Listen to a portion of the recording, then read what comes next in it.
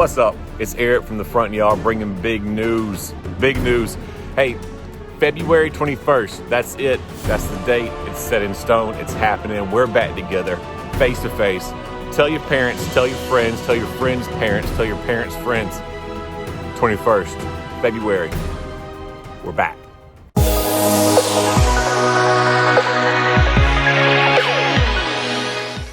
Hey, and when we come back, it's going to be transit like normal, guys. We're talking food, we're talking fun, we're talking family, we're talking games, amazing topics, amazing small groups. All that's the same. But one thing we're going to ask you to do is when you come into River Rock, as you're walking from the front hallway through our hub area, as you're getting into the transit area, we're going to ask you to keep your mask on until you get to our transit area, until you get to the service and you sit down and you get comfortable. Take the mask off, maintain social distance, the whole 9 yards that we've always talked about.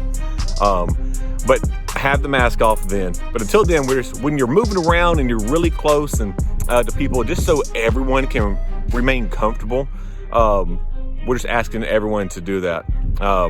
Once you're there, once you're in transit environment, feel free to take the mask off. Feel free to get comfortable and get ready just to have an amazing time.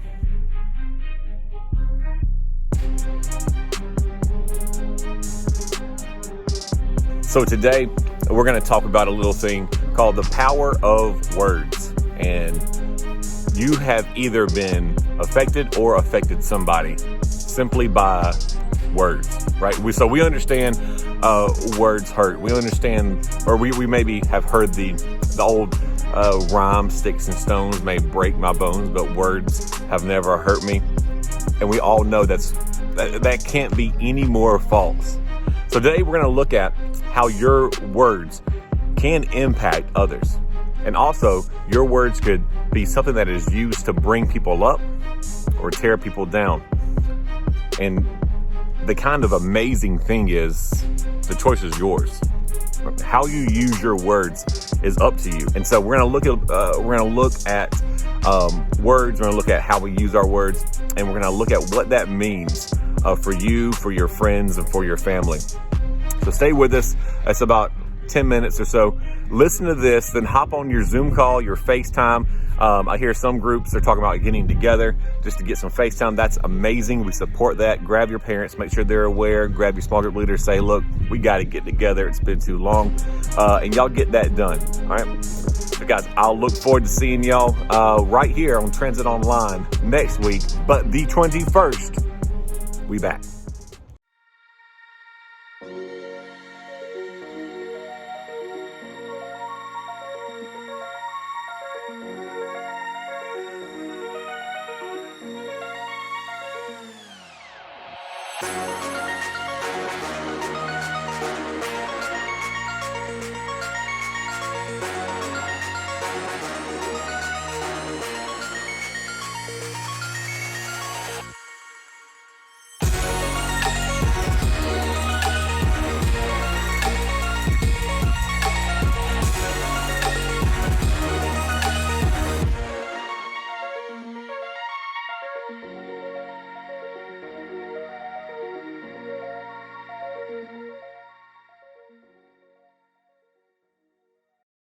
Hello, people. Question.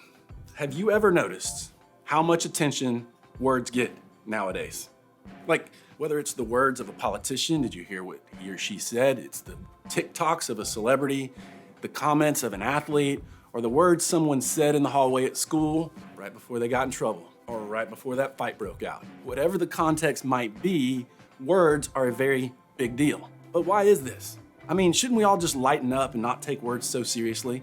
I mean, after all, we have the freedom to say anything we want for the most part, at least depending on where we live. Plus, haven't we all been taught that one line about sticks and stones? How, they can break my bones, but words will never hurt me. You ever heard that? No. Okay. Well, from the time we were little kids, we were taught that no matter what words are used against us, they cannot hurt us, or maybe they should not hurt us. But if this is true, then why do words still hurt sometimes? At least I know that's been true in my own life.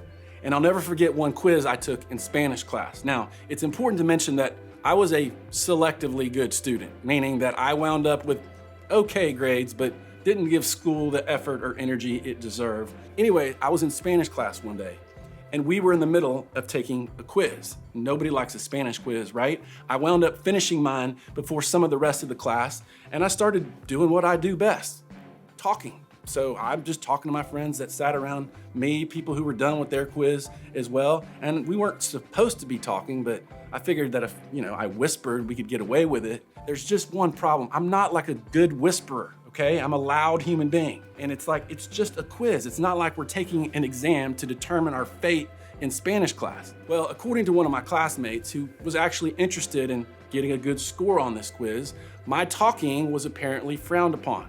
So this person did the classic shh move. See, I don't like that, but I wasn't gonna let it faze me. I had to keep talking because we're engaged in a conversation at this point. So I kept talking and this person did it again. Shh. At this point, I'm like, no, okay? If the teacher isn't sending me out of this classroom, you don't get to tell me what to do. But this is probably when I pushed this person to their limit. I guess my talking voice was a bit distracting in a quiz environment. So this person finally snapped and said, bro, stop, you're so annoying. And that's it.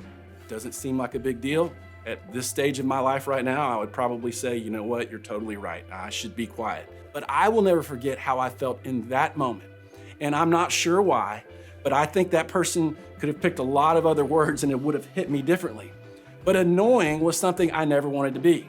I wanted to be liked or funny or cool or athletic, but annoying, I really didn't want to jive with that. Like, I can't remember if I had been labeled that when I was younger or that's what my older sisters called me, but that moment brought up all sorts of feelings that I didn't want to face. I realized in that moment that the word annoying, it had some type of strange, weird power in my life, and that moment hurt me really, really bad. In fact, that word stuck with me for a long time. It's like for years, like the word annoying, anytime I heard it, like I would get super defensive about it. I was so self-conscious about what everyone around me thought and might have said. I have even locked up in conversations because I'm insecure about being perceived as annoying. Does this person think I'm being annoying right now? At times, it's actually kept me from showing people my full self because I don't want to be annoying. I don't want to talk your ear off.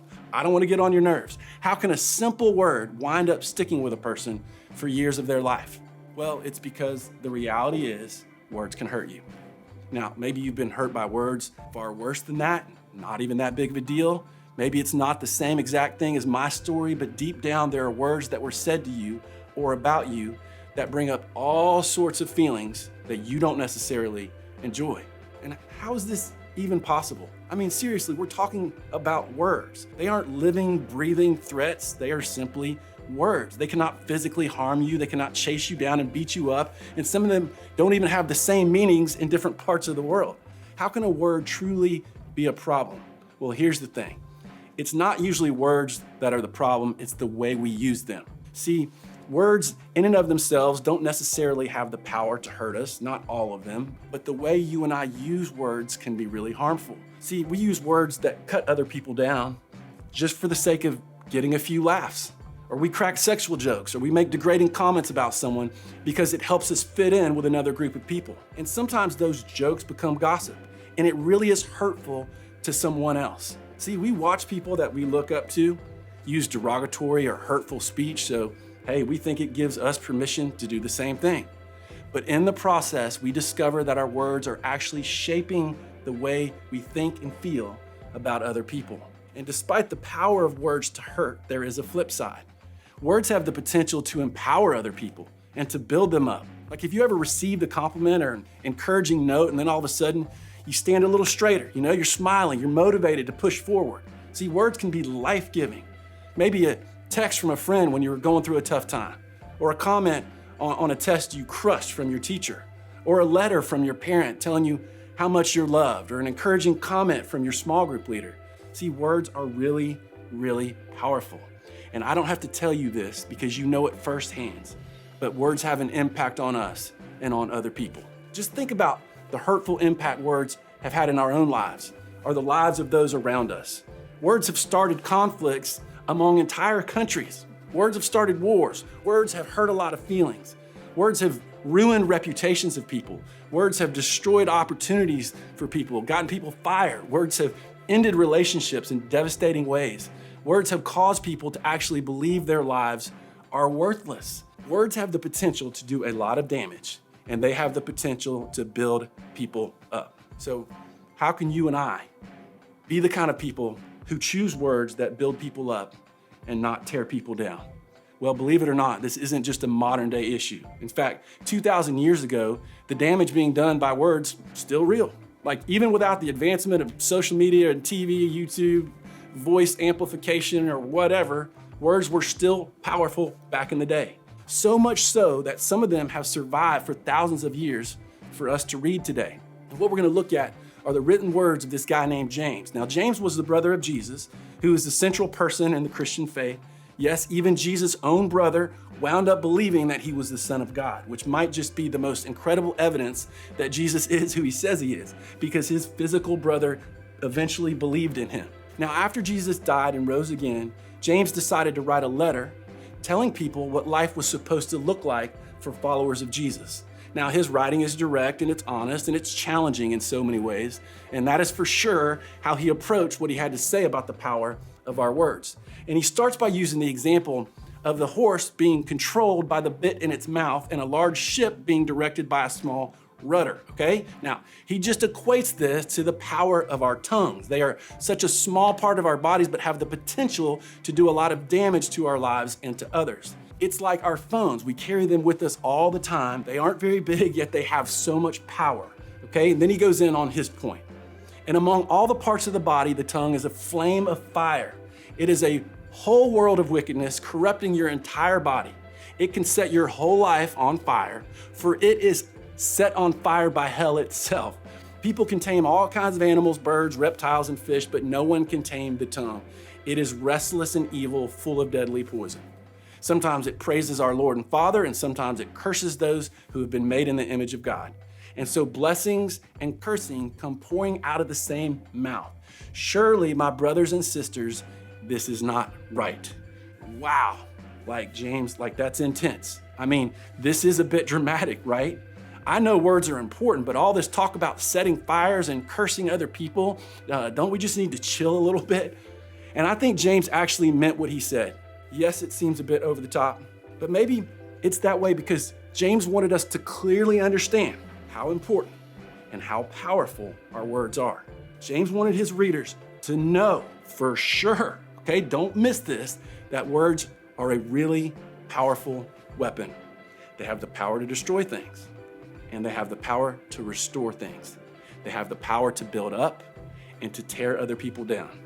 They have the power to start a fight and to relieve a tension. They can cause a person to feel like trash or help someone feel like $1 million. Okay, so we get it, right? Words matter. Don't think anybody would disagree with that. But James doesn't necessarily make a very hopeful case. I mean, he literally says that no one can tame the tongue. So does this mean that we're just gonna hurt a lot of people with the use of our words? Does this mean that there's no hope to actually be different than most of the world around us when it comes to what we say? Does it mean that we just have to accept the reality that we'll never get our words right and instead we're just gonna do a lot of damage? I mean, after all, we know it seems impossible to fully control our words.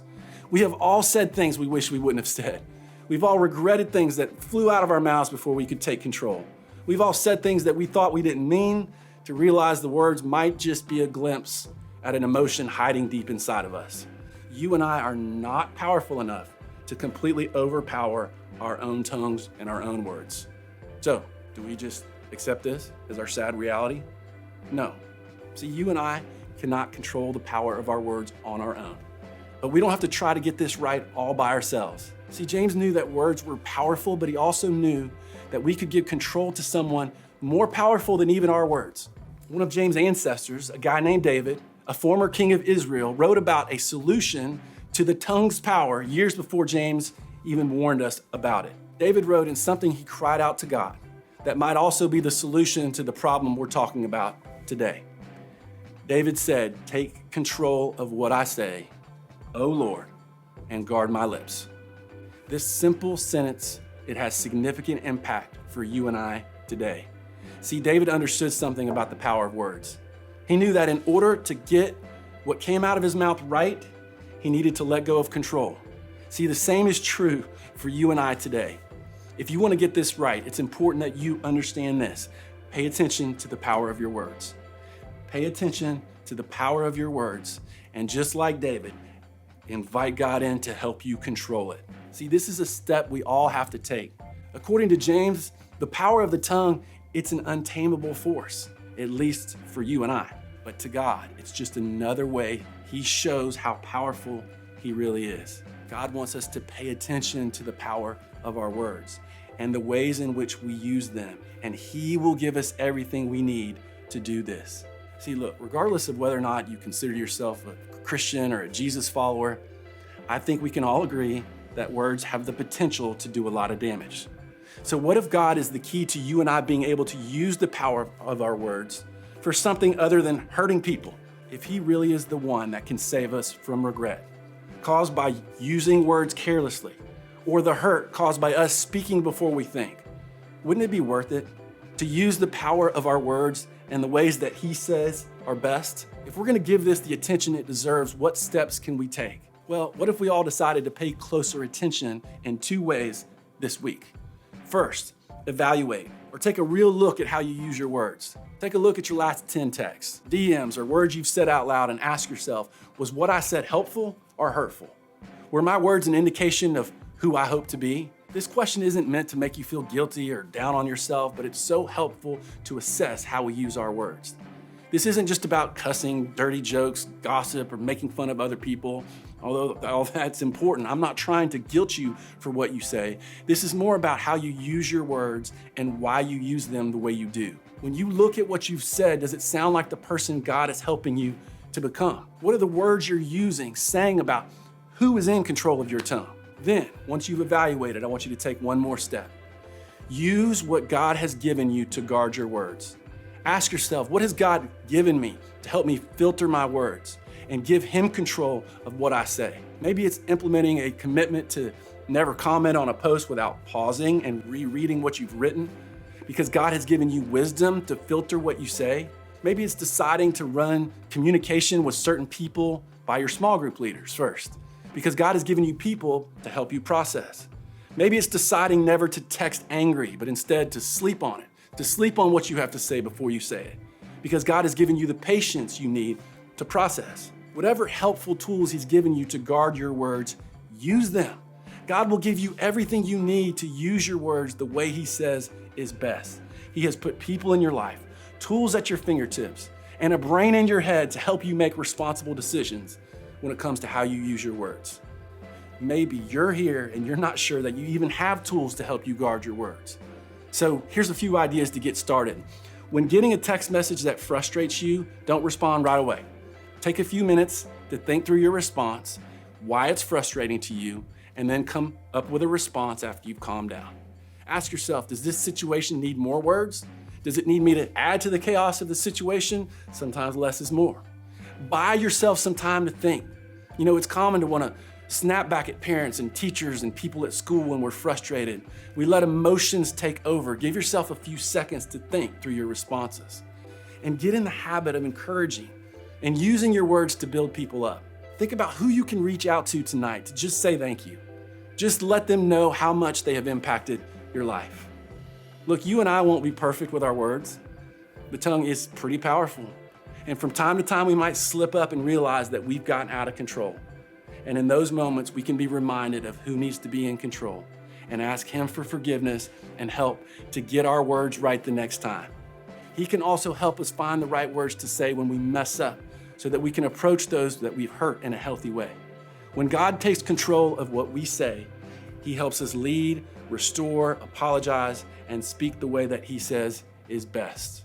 We need to pay attention to the power of our words. And imagine if you decided to pay attention to the power of your words. Imagine if you gave God control of what you say. Imagine if you became known as an encouraging, kind, caring person. Who doesn't want that reputation? Like, imagine if you use your words differently than most of your peers.